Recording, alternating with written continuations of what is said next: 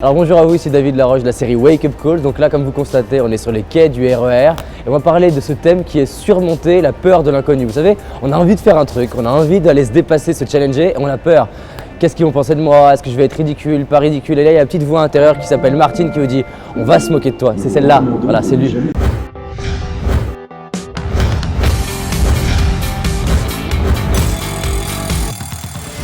Tu devrais pas faire ça, les gens vont te trouver ridicule.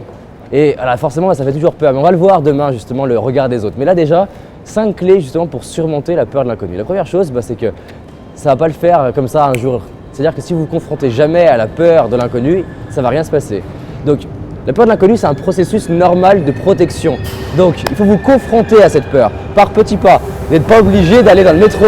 Moi, je vais aller dans le métro, mais… Enfin, on va voir, peut-être. La première chose, c'est que je vais faire par petits pas. Je vais commencer à faire des choses, puis d'autres choses, puis d'autres choses. Un peu inconfortable, puis un peu inconfortable, puis un peu inconfortable, jusqu'à être prêt à réaliser mes rêves. Et je ne le fais pas pour réussir, je ne le fais pas pour que les gens me trouvent cool, je le fais juste parce que je sais qu'en faisant ça, je vais devenir la personne qui est à l'aise. La deuxième chose, c'est de s'imaginer le faire.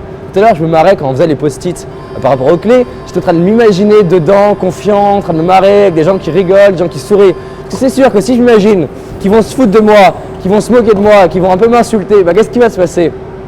Je vais me dire non, mais il ne faut pas que j'y aille. La troisième chose, c'est de m'imaginer après l'avoir fait. D'ailleurs, je suis fier d'avoir fait, je suis là, je l'ai fait, je suis super content de moi.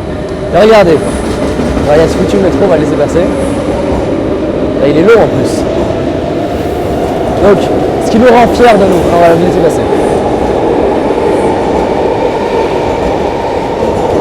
Ce qui nous rend fiers de nous, c'est pas le fait d'avoir réussi ou pas, c'est quand on s'est impliqué, qu'on a tout donné.